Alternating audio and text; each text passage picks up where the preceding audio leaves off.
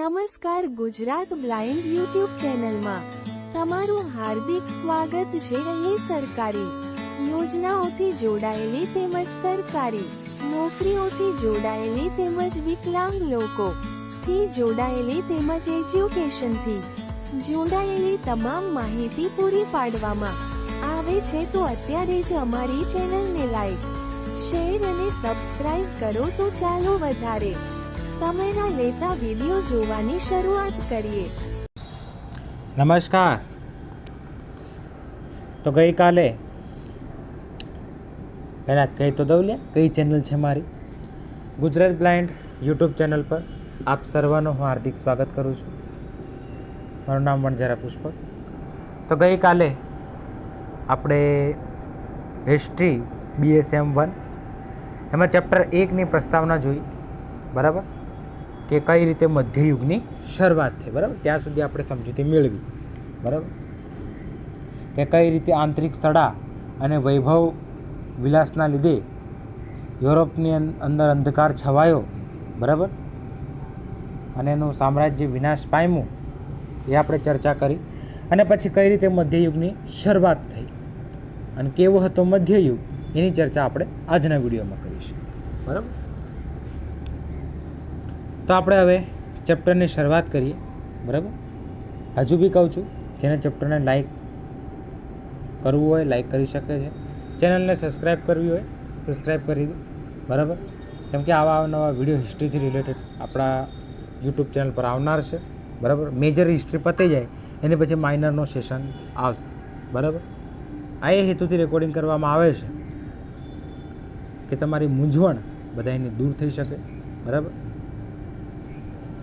તો આ વાત છે, બરાબર। અને હિસ્ટ્રીમાં BSM1 આવા પ્લેટફોર્મ આખા BSM1ના અલગ અલગ ચેપ્ટર તમને સમજાવતું નથી, બરાબર। આજે 5-6 વર્ષ થવા આવ્યા પણ આ હિસ્ટ્રીથી રિલેટેડ કોઈ ચેનલ હજુ સુધી હિસ્ટ્રી કે કોઈ વિષયથી રિલેટેડ કોલેજની ચેનલ હોય એવું તો બનતું નથી જ, બરાબર।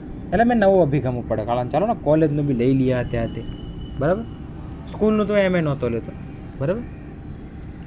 તો ચાલો આપણે હવે ચેપ્ટરની શરૂઆત કરીએ।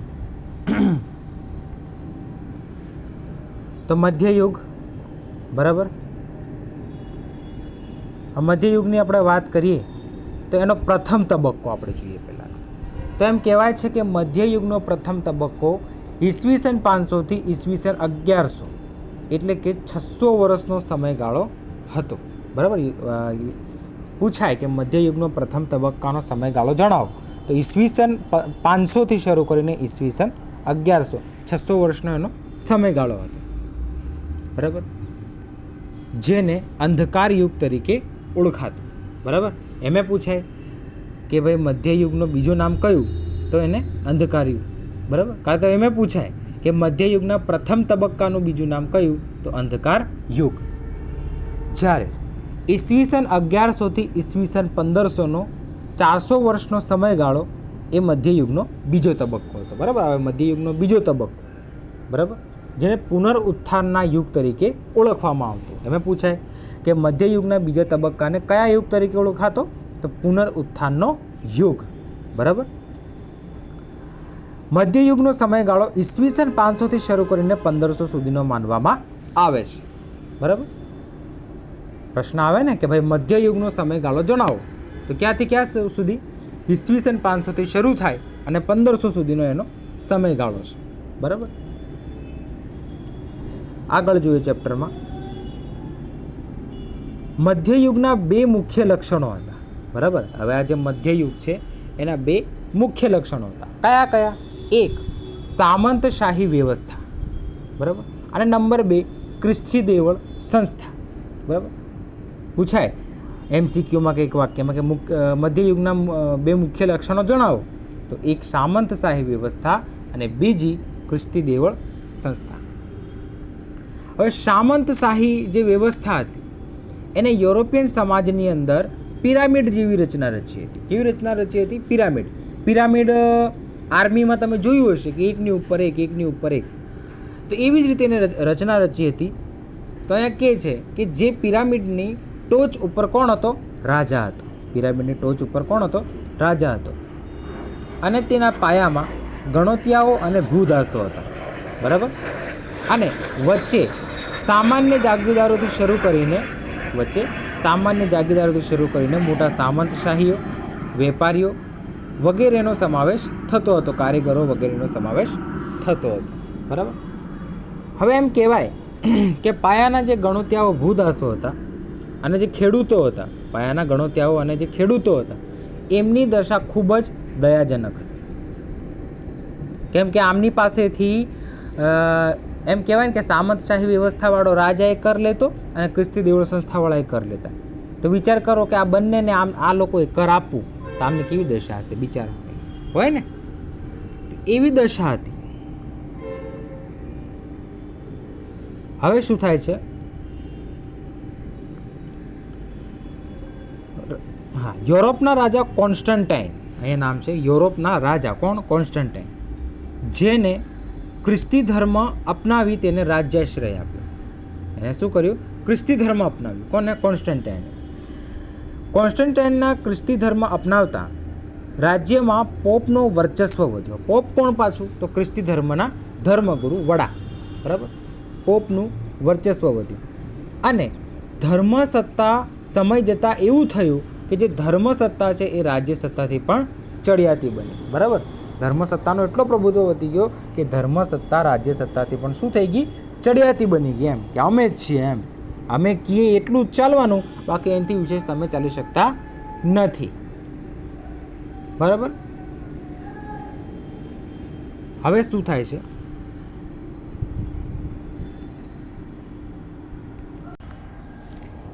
થાય છે? કે ઈસવીસન 1995માં ધર્મયુદ્ધો થાય છે, બરાબર. પહેલાં તો તમને એ કહી દઉં કે પહેલાં તો ખ્રિસ્તી દેવળની આપણે વાત કરીએ તો પહેલું ખ્રિસ્તી દેવળ એનું મુખ્ય મથક પૂછાય તો ઇટાલીનો રોમ, જે અત્યારનું વેટિકન સિટી છે, ત્યાં એનું ખ્રિસ્તી દેવળ આવેલું છે, બરાબર. એ બધાથી પ્રાચીન એમ કહેવાય છે કે ખ્રિસ્તી દેવળ ગણાય છે. અને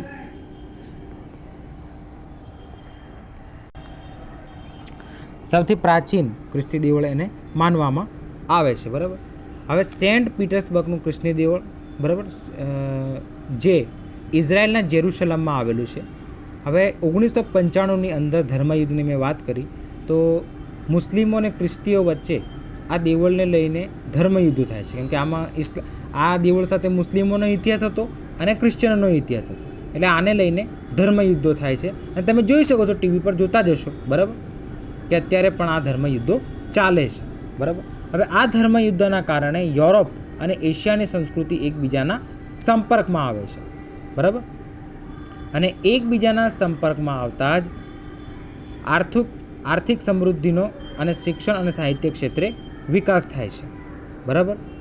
અને સાંસ્કૃતિક વિકાસ થાય છે, તેમજ પુનરુત્થાનનો યુગ શરૂ થાય છે. અહીંથી નવજાગૃતિની શરૂઆત થાય છે, બરાબર. હવે આપણે આગળના વિડીયોમાં જોઈશું કે નવજાગૃતિ યુગ કેવો હતો, બરાબર, અને શું પરિણામ છે નવજાગૃતિના અને કઈ રીતે નવજાગૃતિની શરૂઆત થઈ એ તો આપણે જોઈ, બરાબર, કે કઈ રીતે થયું, બરાબર. હવે આગળ આપણે જોઈશું કે નવજાગૃતિનો ઇતિહાસ શું છે, નવજાગૃતિના પરિણામે શું શું થયું, કેવી રીતે થયું ને એની આપણે ચર્ચા નેક્સ્ટ વિડીયોમાં કરીશું. તો કેવો લાગ્યો આ વિડીયો?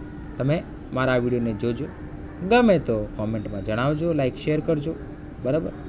અને તમારા મિત્ર કોલેજમાં હોય BSM1 હિસ્ટ્રીમાં, એમને કહી દેજો કે ભાઈ આ નવો પ્રયત્ન ચાલુ થયો છે બ્લાઇન્ડ્સ માટે, બરાબર. કેમ કે નોર્મલ માટે એટલા માટે નથી કહેતો કેમ કે અલગ અલગ ચિત્રો સાથે હું દર્શાવી શકતો નથી ચેપ્ટર, કેમ કે મેં પહેલાં કાલે કીધું હતું આ મારી લિમિટેશન છે, બરાબર છે. તો હવે આપણા સર્વથી વિદાય લેવાનો સમય થઈ ગયો છે. આશા કરું છું કે મારો આ વિડીયો તમને ગમ્યો હશે, બરાબર. ઓકે, તો મળીશું આવતીકાલે, બરાબર, નવા ચેપ્ટર સાથે, સોરી આ ચેપ્ટરના નવા લેક્ચર સાથે, બરાબર. આ ચેપ્ટર બહુ લાંબો જ પાછો, તમારામાં ઓડિયો હશે 2 કલાક ને 17 મિનિટનો કદાચ આ ચેપ્ટર છે, ના સોરી 2 કલાક ને 34 મિનિટની આજુબાજુનો આ ચેપ્ટર છે, એટલે બહુ લાંબુ ચેપ્ટર છે, બરાબર. પણ આપણે આને નિરાતે શાંતિથી પૂરું કરીશું, બરાબર. ધીરે ધીરે આપણા આખો સિલેબસ ગુજરાત યુનિવર્સિટીની એક્ઝામ પહેલાં તો પૂરું થઈ જશે, બરાબર. એની ચિંતા તમે કરતા નહીં. તો ચાલો, તમારા સૌથી હું વિદાય લઉં છું. આશા કરું છું કે તમને આ વિડીયો ગમ્યો હશે. ઓકે, ધન્યવાદ, આભાર.